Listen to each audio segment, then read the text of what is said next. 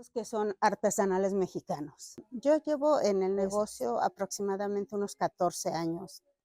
Entonces, inicialmente comencé en el Desco Mall que estaba en la 26, ¿verdad? En esa placita.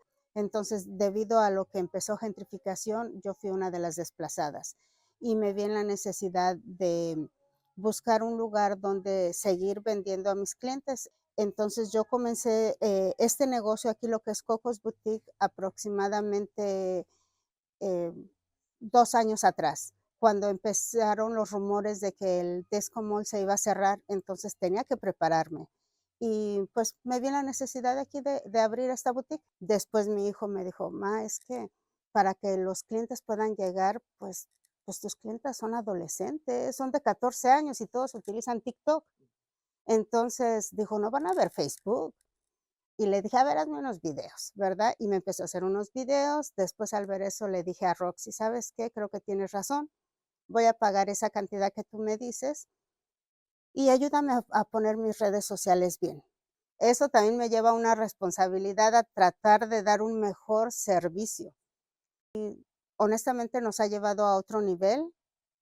Son videos cortos que el hecho de que lo quieran restringir, para mí sí me afectaría, definitivamente, porque es una plataforma en la cual no pagas.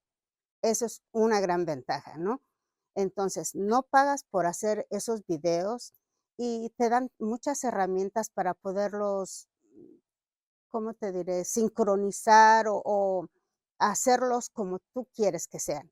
Entonces, dependiendo tu mercado, en este caso las mías son adolescentes y que les pongo algo de brillo, que una princesa. Entonces, todas esas herramientas se las da TikTok por gratis. Y claro que me afectaría y no quisiera que tomaran esa decisión tan egoísta sin pensar en todas las personas que aportamos dinero a este país, porque en realidad nosotros somos los que aportamos. Sí, definitivamente, cuando tú estás hablando de negocios, sí, ellos no sé si no se dan cuenta o no quieren darse cuenta que vamos a ser afectados pequeños negocios, porque pequeños negocios hacemos esa propaganda y llega a muchos lugares, ¿verdad? Bien rápido. Entonces, creo que ellos están totalmente desconectados del mundo real. We like obviously that he's a local guy. I co-own Colores Mexicanos with Leticia and Erika Espinosa, two sisters who are friends of mine. The goal of the store is to showcase the finest art and craft of Mexico. Um, we cover everything from ceramics, jewelry, woodwork, fine art, wall art, sculpture, but then also lots of fun, cute things too.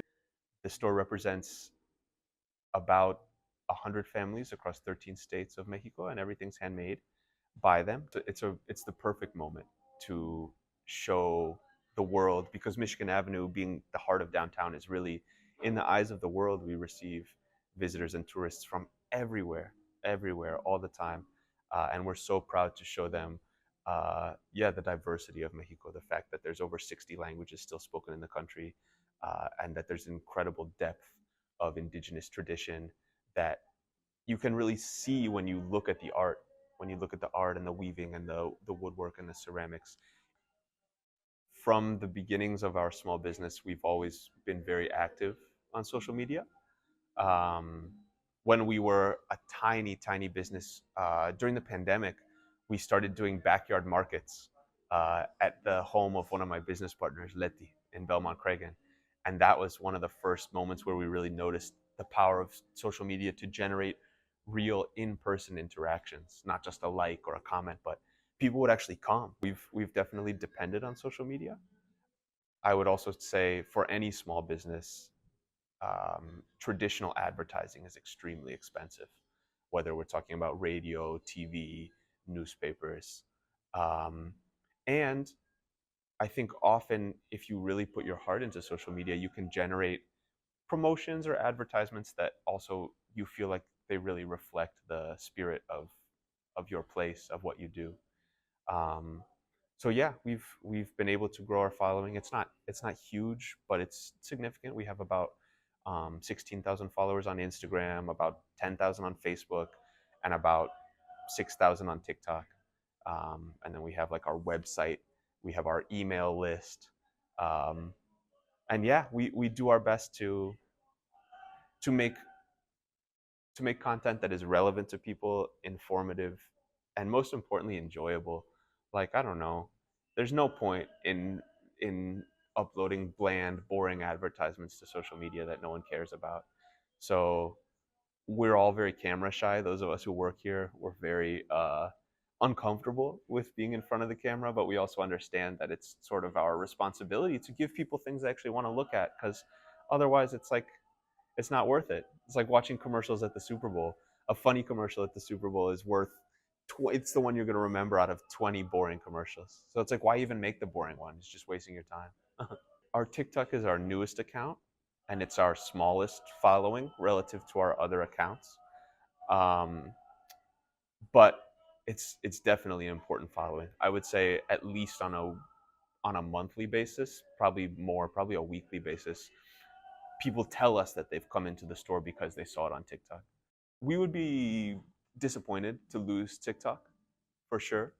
I don't think we depend on it as much as some other businesses do. I mean, I know there's businesses that are extremely TikTok based. For example, we don't currently use TikTok shops, which is where you can sell your products through your videos.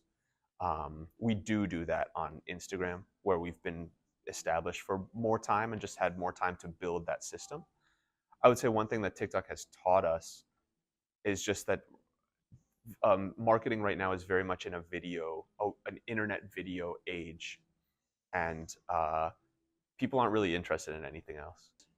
So yes, we would be disappointed to lose TikTok. Yes, we know that we have clear proof from our everyday experience that it's benefiting our store based on people who come in and having seen our page or seen posts about us. But I think also, and I also think that if TikTok is banned in the US, anything that replaces it will be essentially the same thing. Even if TikTok goes, video-based digital marketing is very much here to stay.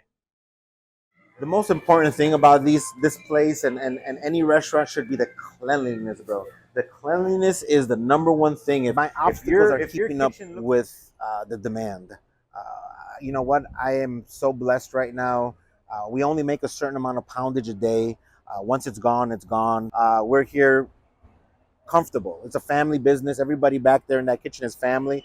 This block is very unique when it comes to places to eat, things to do. We've got the museum here. We've got wonderful restaurants. We have beautiful bars. The people are just amazing. TikTok got me here. Don't get me wrong. I was getting successful without TikTok, but if it wasn't for TikTok, right, I would not be where I'm at right now, for sure. I've been doing it with YouTube for so long, Facebook for so long, and I have never, in the 20 years plus that I've used these social media outlets, none of them have ever been able to throw us out to the world. I think the politicians look at it way different than a business owner does. A business owner loves TikTok for the reasons that I just mentioned, that our message gets sent around the globe. I think the politicians don't like the fact that they can't control what's being put out there.